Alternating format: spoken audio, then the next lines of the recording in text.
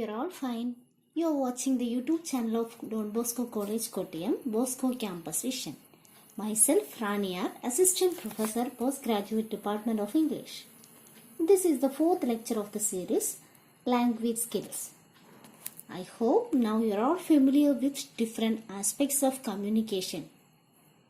In this video lecture, we are discussing the next topic, how to improve communication. So as you know, a good listener is a good communicator. While communicating the content, voice and expression should be clear. So how to improve your communication? When you communicate a message, your content should be clear and the voice must be audible. So while communicating the content, voice and expression should be clear. Second thing is, target audience decides the content of any communication. When you communicate something, think about the target audience before you communicate something. Sometimes we often see that when teaching the topic photosynthesis for 5th standard students, there is no need of explaining the cell division in photosynthesis, because our audience is only the 5th standard students. So what are they need? They need only the peripheral idea of photosynthesis. So when you communicate something, communicate an information, think about the target audience, their age group, their different taste, etc., and decide according to the target audience. Decide your topic of communication according to the age group or taste of the target audience. So second important point is, target audience decide the content of any communication. Third one is maintaining eye contact, posing effectively while speaking and asking questions. Then, in order to improve your communication, when you communicate, you please please maintain a standard eye contact. Don't stare at one person only. So maintain a standard eye contact. Then pause effectively while speaking or asking questions. You should be very careful in using the punctuations like pause, commas, etc. So by doing this, we can improve our communication. Then, next topic we are discussing today is English for communication. English for communication. As you know, in order to make verbal communication, we need a language. Languages are windows of communication that connect people all over the world. Acquaintance with different languages empowers us and instills confidence to face the world. So, languages are known as windows of communication because it is through language we connect people all over the world. So, familiarizing with different languages empowers us and instills confidence to face the world. And English communication also enhances our employability to a great extent. And as you know, English is the lingua franka of many countries throughout the world. What do you mean by this lingua franka? Yes, connecting language. So English is the connecting language for many countries. That means English is a linked language for many countries. And with the advancements in technology and business interactions, English has emerged as an essential tool for interaction. Learning a language is not only a challenge but also a rewarding process. English is used in almost all realms nowadays. Education, employment, health, hospitality, aviation, defense, etc. So this widespread usage of English makes it inevitable for an educated person to acquire a minimal level of competence in the language. Even if educational institutions give much importance for English, the proficiency in English for non-native speakers has become a major obstacle. So here I am using the term non-native speakers. Who are native speakers and who are non-native speakers? Native speakers are those persons whose mother tongue is English. For example, British people and American people, they are native speakers of English. But we are all Indians and we are the non-native speakers of English. So here what I had cleared is, even if educational institutions give much importance for English, the proficiency in English for non-native speakers has become a major obstacle. Why so? So there are certain hurdles that a second language learner encounters, and we are all Indians and especially we are all Malayalis, and for us English is our second language. And what are the hurdles that a second language learner encounters? Next we are going to discuss that.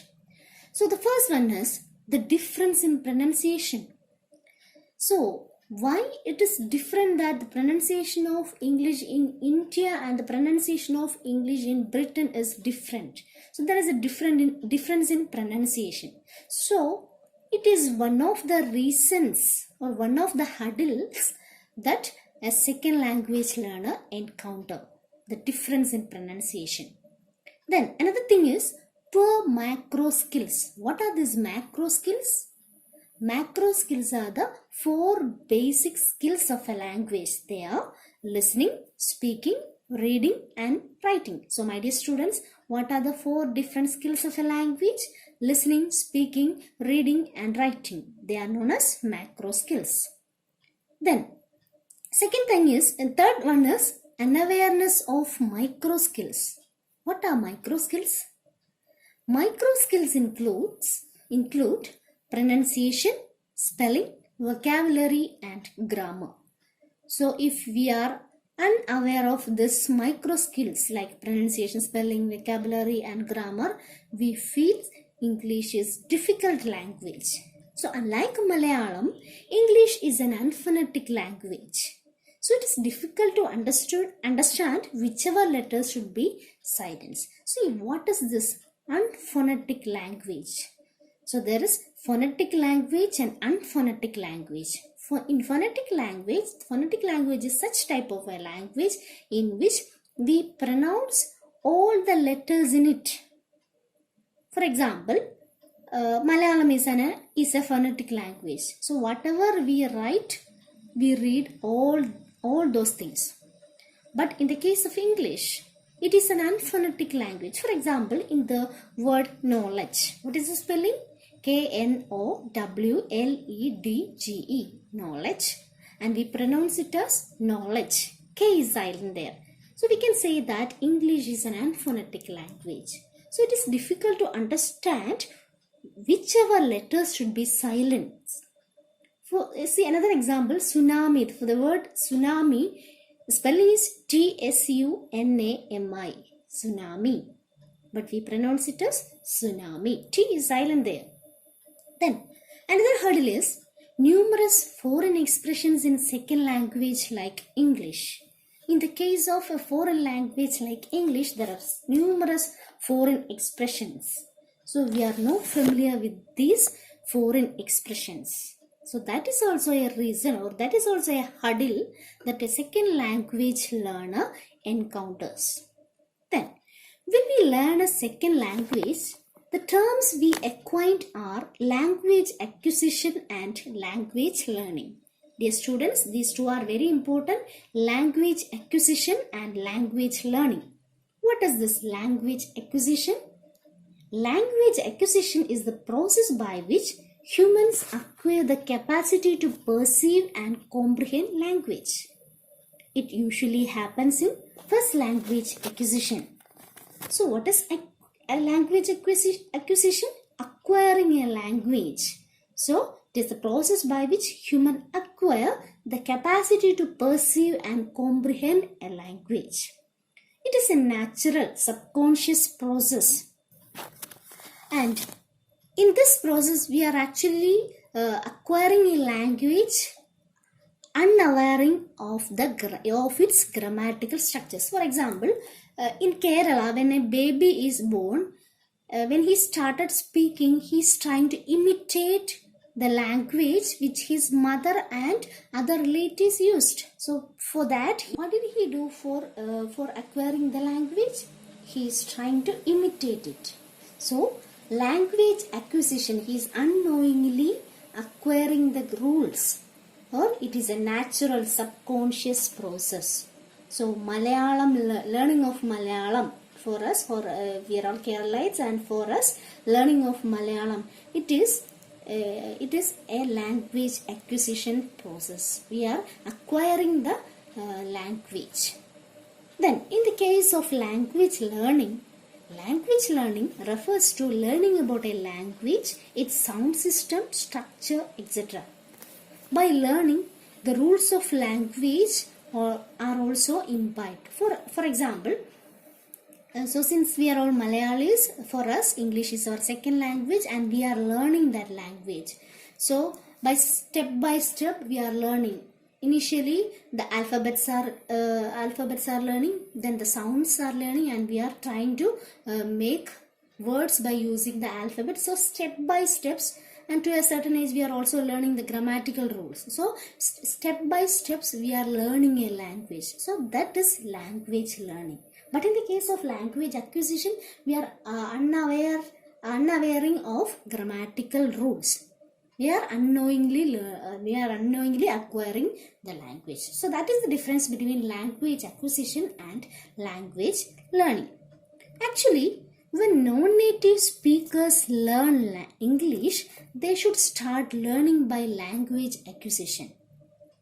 Then your major focus shall be on listening. So when you listen, you can understand its natural rhythms, patterns of intonation, etc.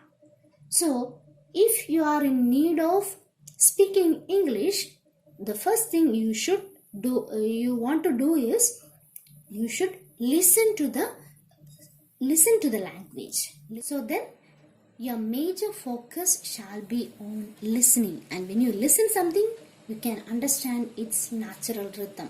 So what is the natural rhythm of the language which you are going to learn, and what are the different patterns of intonation, in what way they are speaking. So by listening all these things, you can familiar with that language, and slowly you can start speaking that language. In order to learn English, we must learn its 4 different skills. The 4 language skills are listening, speaking, reading and writing. Listening helps to understand the music, pronunciation, stress and intonation of a language. Speaking demands linguistic competency and strong desire. With consistent effort, we can speak English. Reading and writing have received more attention in classroom for non-native speakers. So, these skills are also known as macro skills of a language.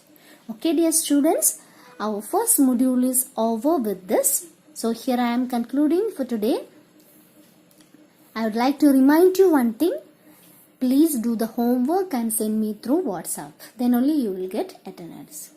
See you in the next class. Have a nice time. Happy learning. Thank you.